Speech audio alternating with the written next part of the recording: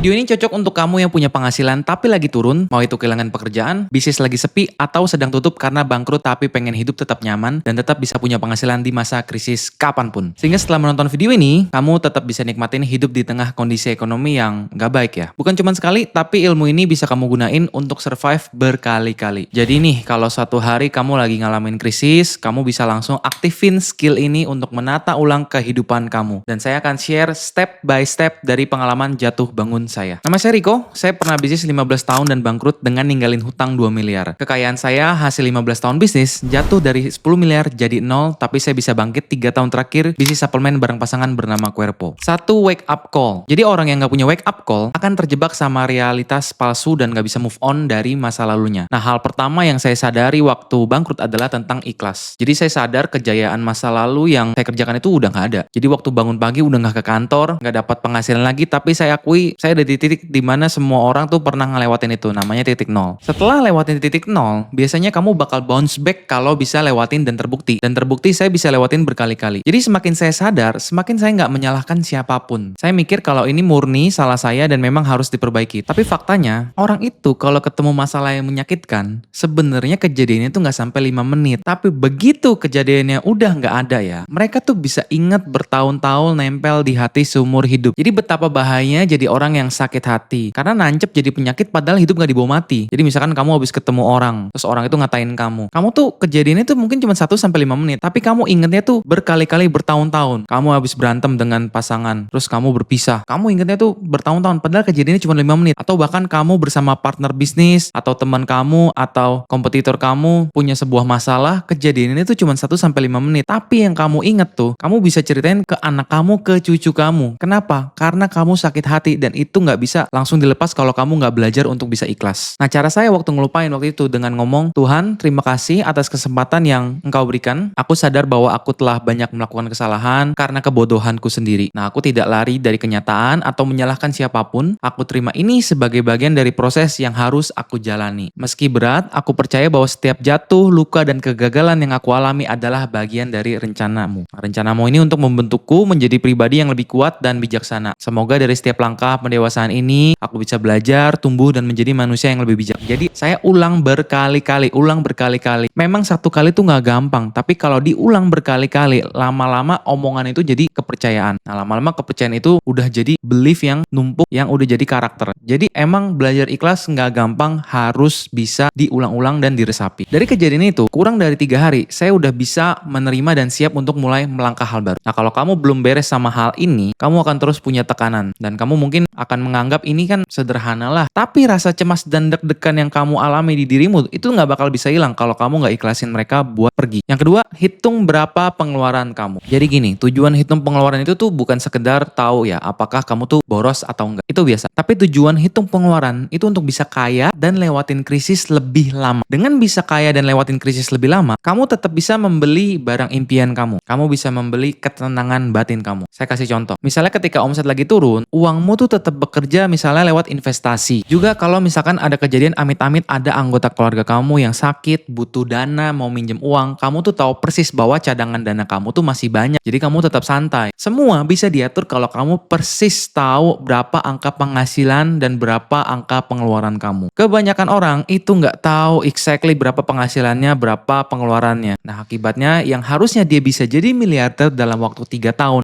malah jadi 20-30 tahun. Kenapa bisa? Saya contohin. Misalnya kamu pengusaha yang punya stok barang. Modal awal kamu bisnis itu anggaplah 100 juta. Lalu tiap bulan kamu punya omset 300 juta per bulan dengan keuntungan bersih 20% atau 60 juta per bulan. Nah, selama 1 tahun, kamu dapat keuntungan 720 juta per tahun ya. Tapi entah kenapa kamu merasa uang di rekening kamu ini nggak bertambah alias segitu-segitu aja. Dan ternyata 720 juta itu selama ini larinya bukan ke uang cash, tapi ke barang. Sehingga modal usaha kamu jadi 100 juta tadi plus 720 juta sama dengan 820 juta. Sayangnya selama 10 tahun itu uang numpuk semua ya. Jadi barang jadi 820 juta, untung selama 10 tahun, jadi kurang lebih 8 miliar. Ini numpuk semua jadi barang, entah itu akibat nafsu ambil barang nih, jadi supplier bilang ada ambil barang ini, ada ambil barang ini, kamu ambilin semua, kamu merasa omsetnya bisa naik tanpa forecast. Atau juga uangnya kamu gunain buat buka bisnis baru, modalnya jadi kamu tanamin ke bisnis baru berharap omsetnya meningkat. Padahal bisnis pertama kamu belum beres. Padahal dari dulu sampai sekarang, kamu tetap menghasilkan 720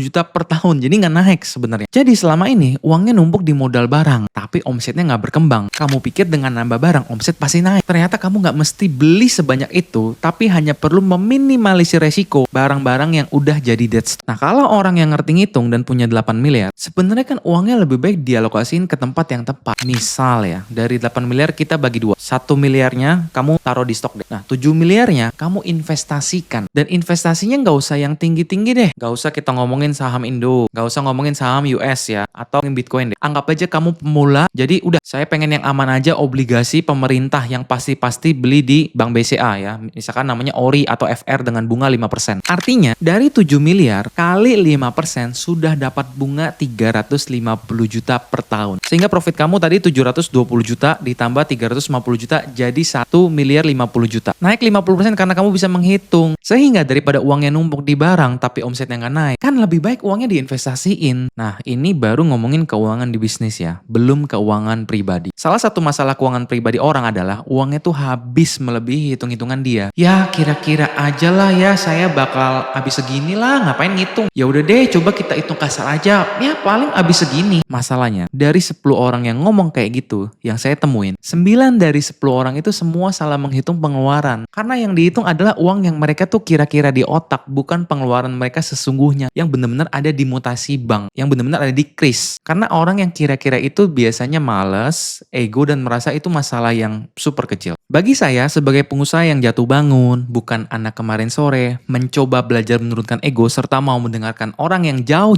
lebih sukses dari saya, tidak menghitung dan mencatat pengeluaran adalah tindakan fatal yang bisa bikin kamu jatuh. Saya aware melakukan ini karena teman-teman saya yang lebih sukses berkali-kali ngomong. Ya awalnya saya masih denial ya, sampai saya jatuh, saya mulai hitung dan bener, ternyata banyak kebocoran yang bikin dana saya tuh bisa habis cepat. Jadi bukan hanya saya aja yang ngomong, rata-rata orang kaya melakukan hal ini. Kamu pun gak bisa bilang, ah orang dulu mana ngitung pengeluaran. Ya makanya kita berikan kesempatan buat berpikir layaknya orang maju, gak bisa lagi pakai cara-cara lama. Karena kita mau lebih kaya di tengah ekonomi yang lagi kurang baik. Dan tentunya beda zaman pasti beda cara, kamu gak bisa pakai cara-cara lama. Jadi menghitung pengeluaran itu penting banget. Kamu bisa mulai dari coba ngobrol nih sama pasangan. Berapa sih pengeluaran kamu dalam sebulan kalau punya mobil, sewa rumah, anak satu? Coba tanya ChatGPT, jelasin nih pengeluaran yang biasanya dikeluarin secara pribadi oleh satu kepala rumah tangga dengan satu mobil dan satu anak tuh apa aja. Terus kalau nggak kepikiran coba masukin nih biaya bensin, biaya e-tol, servis, hadiah lebaran kasih ke orang tua, dana, biaya sakit, jajan kasih hadiah ke pasangan, sewa rumah, asuransi, biaya listrik dan internet, kuota. Itu tuh banyak sekali ya. Kamu nggak usah exactly persis tapi kan kamu bisa kira-kira. Jadi kamu nggak mesti 100% benar di awal, kamu hanya perlu mencatat dulu nih. Kira-kira setiap bulan selama 3 bulan, apa aja exactly pengeluaran kamu. Dan nanti setelah 3 bulan terbiasa mencatat, kamu dan pasangan akan tahu berapa sih real pengeluaran kalian. Nah setelah tahu berapa real pengeluaran kamu dalam sebulan, coba hitung berapa dana darurat kamu. Nah dana darurat itu biasanya range-nya di 6-12 kali pengeluaran bulanan. Jadi misalnya pengeluaran bulanan kamu nih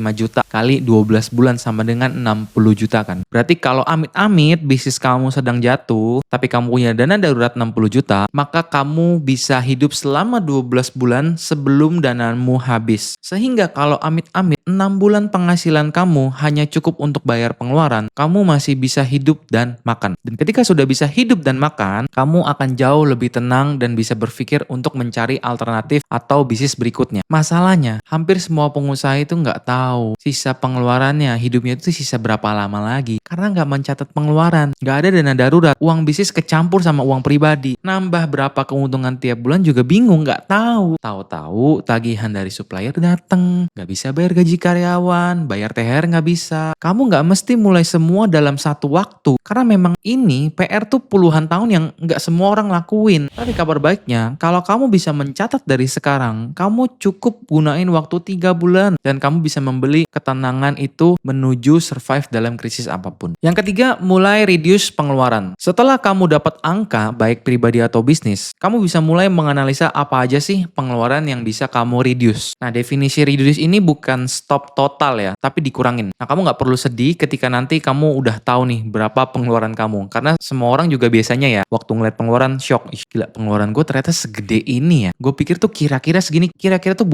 jadi harus benar-benar dicatat, kamu baru tahu. Dan waktu itu saya juga shock gitu. Saya udah berpikir, saya kok udah hemat banget. Ternyata enggak. Karena kayak banyak hidden cost yang kamu nggak catat gitu. Nah, mulai pikirin misalnya satu. Tiap hari kamu olahraga mahal. Misalkan kamu padel, kamu golf, kamu tenis. Bisa nggak di-reduce? Yang kedua, tiap hari kamu ngopi. Bisa nggak cari alternatif kopi yang lebih murah? Atau tiap hari kamu belanja di mall, makan fancy, nongkrong ke klub sama teman. Bisa nggak itu salah satunya atau beberapa dikurangin? Tujuan dari mengurangi pengeluaran itu untuk mengurangi kehabisan dana lebih cepat. Ya, misalnya yang tadinya dana kamu tuh hanya cukup untuk 3 bulan, ternyata setelah berhemat, kamu bisa mengurangi jadi 4-5 bulan. Itu nafas yang panjang yang benar-benar ngebantu. Jadi semakin panjang dana daruratnya, semakin tenang hidup kamu. Dan bedain ya, pengeluaran yang bentuknya keinginan dengan kebutuhan. Biasanya keinginan itu bisa ditunda selama kamu punya wake up call. Kebutuhan itu yang keharusan seperti makan atau hidup. Nah, di level saya, saat ini saya mengumpulkan dana darurat itu sekitar 24 kali pengeluaran bulanan saya. Karena saya adalah pengusaha, ada resiko. Artinya kalau saya jatuh, maka saya masih bisa hidup selama 2 tahun untuk mencari pekerjaan atau bisnis berikutnya dengan hidup yang masih nyaman. Bisa juga dari 24 bulan, misalkan saya gunain nih 12 bulan untuk modal usaha dan 12 bulan untuk hidup. Jadi saya masih ada waktu setahun buat hidup, tapi saya gunain 12 bulan sisanya untuk modal berikutnya. Itu kalau pengusaha. Ingat, kita tuh tetap bisa menikmati hidup, cuman cara menghabiskan uangnya saja yang kita kelola. Artinya kalau kamu punya gaya hidup yang sudah naik, terus amit-amit kamu jatuh, kamu sebenarnya bisa mencari alternatif entertain lain. Kamu bisa makan yang tadinya di restoran jadi downgrade. Kamu bisa liburan bersama keluarga yang tadinya fancy jadi lebih turun lagi. Selama kamu bisa menerima, tidak bandingin dengan orang lain di sosial media ya. Kalau saya pribadi, saya akan ngasih 3 opsi pengeluaran ya. Misalnya kalau lagi krisis, nih saya masuk mode siaga, artinya saya ngerem banget nih keinginan saya. Jadi misalnya tiap hari saya masak, jalan-jalan di tempat gratis aja dan sebagainya. Kalau lagi mode santai, ya boleh naik lagi, bisa jajan keluar kota. Kalau lagi sukses dan lebih stabil, nah baru saya bisa mikir nih naikin pengeluaran ke hal-hal yang kamu suka. Sehingga kalau bisa adjustment nih, dari mode siaga, dari mode sukses gitu, kamu bisa aktifin mode siaga dan hidup bisa lebih panjang. Yang keempat, buang semua konten sosial media yang gak cocok sama diri kamu. Misalnya ada berita orang ngaco di internet, melakukan pencurian, kekerasan, pemimpin negara nih lagi kacau nih gak bagus, atau lagi korupsi. Jangan diikutin. Orang pamer pada ribut dan berantem di sosial media sampai debat kusir, semua buang karena itu sampah. Sejak sadar hal-hal kayak gitu cuman bikin saya temperamen dan emosian, saya tuh tutup semua sosmed karena cuman bisa bikin otak capek doang. Lagi mau kerja bukannya semangat malah bikin mood jelek dan malah buang waktu. Jadi please buang jauh-jauh jadi si paling politik, jadi si paling ekonom, jadi si paling update. Kalau kondisi keuangan tuh lagi jelek, karena mau cerita ke siapapun juga nggak ada yang dengerin. Kamu misalnya tahu berita itu pun juga nggak guna karena nggak ada orang yang peduli, bahkan sadar kalau kamu tuh ada di dunia ini karena kamu masih miskin. Waktu itu saya merasa dengan ngerti semua hal, dengan cerita ke orang-orang, memang saya dapat pengakuan dan pujian. Tapi pas pulang, saya dapat apa? Yang nggak dapat apa-apa. Jadi bukannya fokus kerja malah jago di hal-hal nggak penting. Jadi buang waktu. Makanya kalau ada motivator, edukator, influencer, content creator yang nggak sesuai sama kondisi kamu, jangan didengerin dulu. Karena tugas kamu sekarang itu survive. Minimal tuh bisa makan dan gak mati. Bukan jadi konglomerat. Karena semakin sering kamu ngeliat si A ngasilin uang yang besar dalam waktu cepat, si B bilang trading terus sukses dalam 3 hari. Otak monyet manusia itu memang udah auto pengen cepat dan instan tanpa memikirkan resiko. Padahal semua pekerjaan itu ada resikonya. Hasilin duit cepat, gampang, banyak, ya resikonya juga besar, cuman nggak diceritain aja. Jadi jangan mikir untungnya doang, tapi pikir resikonya juga. Makanya harusnya dana darurat kamu tuh cukup buat 3 bulan. Itu dana darurat malah kamu pakai buat nyari duit yang resikonya gede nih, gara-gara kemakan omongan influencer dan kamu bandingin sama diri kamu sendiri. Ingat, comparison Comparison is the thief of joy. Jadi makin sering kamu bandingin diri kamu dengan orang yang lebih sukses, makin menderita hidup kamu. Jadi makin kamu iri, minder, habis kamu bakal makin menderita. Coba lihat teman-teman kamu yang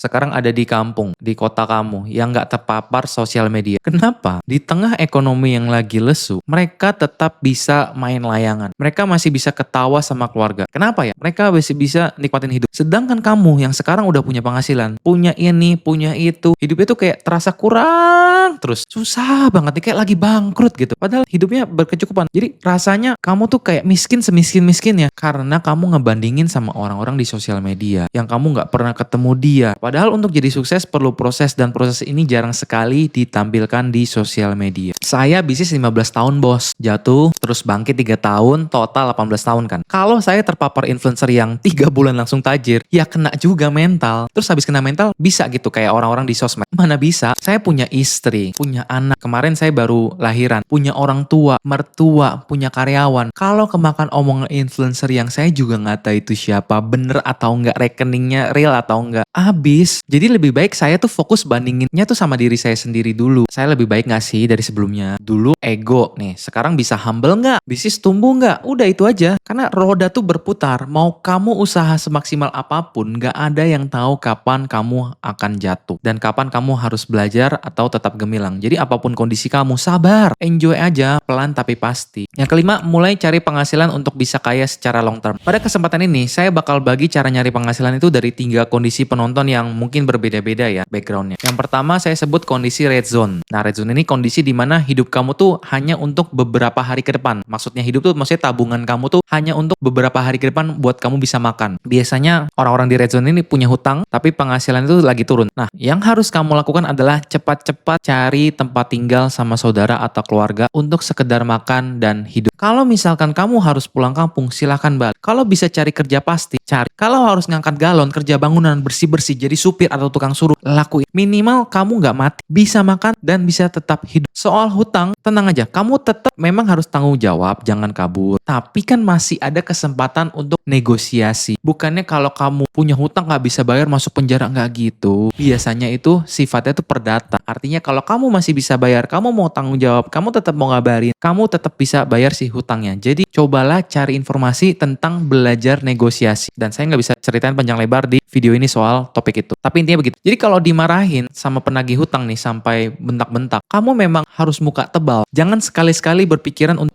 diri, karena memang kamu ada di red zone, artinya fokus untuk makan dan hidup. Dan ini fase yang teramat susah. Saya tahu ini benar-benar gak gampang, tapi izinkan diri kamu untuk berusaha, karena cuman kamu aja yang bisa nolong, bukan orang lain. Dan biasanya orang sekitar akan menghina kamu, orang sosmed akan bilang kamu jauhkan dan tutup kuping, fokus sama uang untuk bertahan hidup. Nah, mindset yang harus kamu bangun adalah optimisme. Jadi dunia memang akan terasa gelap, tapi satu yang harus kamu tenangin adalah otak kamu, supaya jalannya nggak menderita. Kita lanjut ke zona kedua, yaitu yellow zone. Ini kondisi di mana kamu nih udah punya dana darurat atau punya uang untuk hidup beberapa bulan, tapi penghasilan kamu nih sedang turun atau sedang hilang pekerjaan. Bila usaha kamu jatuh, lebih baik turunin gengsi kamu untuk bisnis dan kembalilah untuk bekerja. Jual skill dan pengalaman kamu ke perusahaan pelan-pelan. Nanti gunain 3 tahun sampai 5 tahun untuk naik karir di perusahaan sambil belajar skill-skill baru di YouTube ya, terutama tentang mindset. Kenapa mindset? Karena di fase yellow zone ini kamu punya waktu, punya tenaga, punya energi, tapi kamu punya semacam tembok atau blok yang membuat kamu tuh mindsetnya beda sama yang lebih berani, sama yang lebih mau berkembang. Jangan ikutin orang-orang di sosmed kalau lagi ngeluh yaudah ikutan ngeluh gitu. Kalau lagi berantem ikutan berantem gitu. Tidak, kamu benar-benar harus ngubah shifting mindsetnya. Tapi kalau kamu nih tipe yellow zone yang masih bisa bertahan di usaha kamu, artinya kamu coba mulai dengan hitung pengeluaran dan reduce pengeluaran di mode siaga. Nah, buat yang harus kerja tapi kamu ada di yellow zone, kamu pasti bisa diterima di perusahaan ya. Karena kamu kan udah punya bisnis sebelumnya, kamu punya skill, kamu bisa jual itu ke perusahaan ya, supaya di perusahaan bisa nerima kamu. Nah, nanti begitu dana darurat kamu udah terkumpul nih, kamu boleh milih nih, apakah saya mau tetap bekerja atau buka usaha lagi. Kalau kamu mau buka usaha lagi, kali ini kamu harus benar-benar bijak memilih peluang yang tepat. Kondisi ketiga, green zone. Nah, ini kondisi di mana tuh kamu punya dana darurat dan punya modal yang banyak. Biasanya orang-orang di green zone ini habis jatuh tapi sudah punya backup plan dan uang serta lagi nyari peluang usaha baru nih. Jadi di fase ini Tips saya adalah carilah usaha yang lebih sustain ya, nggak perlu gede tapi bisa buat masa depan, bukan cari duit cepat. Nah, kamu bisa cari referensinya di YouTube, lakuin SWOT analysis ya, debat sama GPT nih tentang plus minusnya nih usaha yang kamu pilih. Sebelum usaha, riset dulu nih 3 bulan, jangan langsung buka buru-buru karena nggak ada bisnis yang terbaik selain yang kamu ngelihat celahnya, selain bisnis yang kamu ketemu problemnya serta bisa kamu selesaikan masalahnya. Kalau bisa ada gross margin 60-70%, kompetitor yang nggak banyak, punya USP. Nah, di sini kamu harus cari sendiri ya, pelan-pelan. Kamu harus kasih nafas ke diri kamu sendiri, kamu harus konsentrasi untuk pikirin yang terbaik ya, karena kan nafas kamu juga masih panjang, jadi sebenarnya kamu nggak perlu sekhawatir itu. Di video sebelumnya saya udah sempat ceritakan kalau saya jatuh gara-gara banting harga, jadi bukan satu kali tapi berkali-kali, jadi hati-hati dengan hal itu. Nah, di green zone juga ada orang yang sedang bisnis dan hidupnya sudah nyaman, hanya saja penghasilannya turun. Kalau kamu tipe orang yang seperti itu, coba deh mulai luangin waktu untuk mengecek ulang strategi kamu. Jangan-jangan cara yang kamu lakukan, ide-ide development, marketing yang kamu jalanin, semuanya udah oke. Cuman sayangnya butuh waktu aja untuk recover. Tapi kamu tuh kadang-kadang suka reaktif, suka panik, seolah-olah besok tuh bangkrut. Sehingga tuh semua kelihatan mundur di titik itu. Nah, jangan lupa, menghitung dan reduce pengeluaran itu ngebantu banget untuk berpikir lebih jernih. Sehingga kalau pikirannya jernih, kamu punya waktu luang buat beli ilmu-ilmu yang kamu butuhin. Atau fokus strategi yang sedang kamu eksekusi. Jadi bukannya kerja tapi gerasa gerusuk atau ngeluh nggak jelas. Terus kalau kamu mau ngeluarin budget lebih nih buat testing atau inovasi, kamu tuh ikhlas karena dana darurat udah terpenuhi, investasi juga udah terpenuhi. Mau testing hal baru masih ada dana, dan kalau gagal pun kamu udah ikhlas. Dari 3 area itu, kasih waktu 5 tahun buat kamu sadar dan benar-benar fokus di hutan rimba untuk memperbaiki. Dan kamu nggak perlu merasa lama, 5 tahun itu waktu yang cepat karena kita sedang bermain di permainan jangka panjang ya, untuk long term ya. Ngomongin 20-30 tahun loh, bukan ngomongin besok langsung kaya. Jadi kalau kamu mau hidup long term dan stabil, bisa survive di beberapa krisis, gunakanlah karakter orang yang benar-benar memang pantas untuk ada di setiap krisis atau yang hidup long term. Nggak bisa lagi nih pakai duit dari dana darurat kamu ambil ke bisnis yang lebih resiko. Nggak bisa lagi ambil resiko-resiko besar dan resiko yang bikin miskin. Nggak bisa lagi nih FOMO dan kemakan omongan influencer flexing di sosial media. Karena itu cara-cara short term, nggak cocok sama karakter kamu yang long term. Kamu mulai semuanya dari nol, bukan siapa-siapa, nggak punya apapun. Sekarang kamu cuma kurang uang, tapi kamu masih punya skill, waktu, tenaga, ya. Dan terpenting kamu masih punya Tuhan yang sedang ngasih kesempatan kamu buat jadi versi terbaik. Jadi silahkan tukar skill, waktu, dan tenaga kamu, maka kamu akan dapat uang. Terus semua orang juga udah lewatin ya. Jadi ini bukan 1-2 orang doang, hampir semua. Jadi selamat berjuang dan good luck.